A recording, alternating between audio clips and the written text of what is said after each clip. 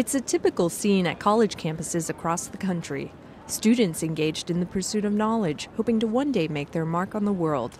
It's not the first place you'd imagine finding government spies, but investigative reporter Dan Golden says you'd be surprised. There's an awful lot more international students, international professors at American universities.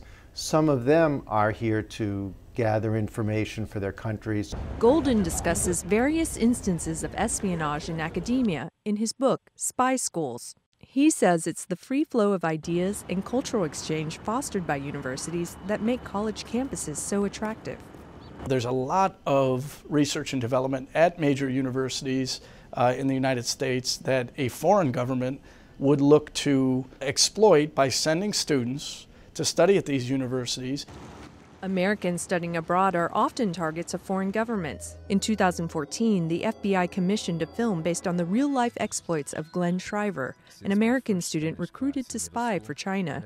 And then they're asked to go and apply for employment with the U.S. government or in a sensitive private sector area where we know those governments are targeting that type of specific information.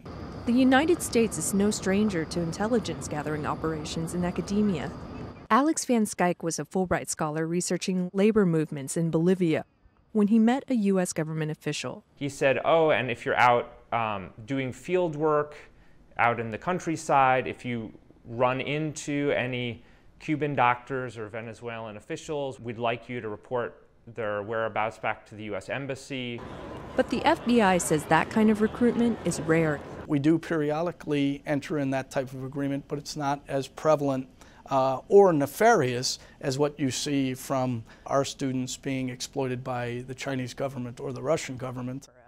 Golden says raising awareness about the prevalence of espionage is key, citing a 2010 case of Russian sleeper agents who for years posed as ordinary Americans.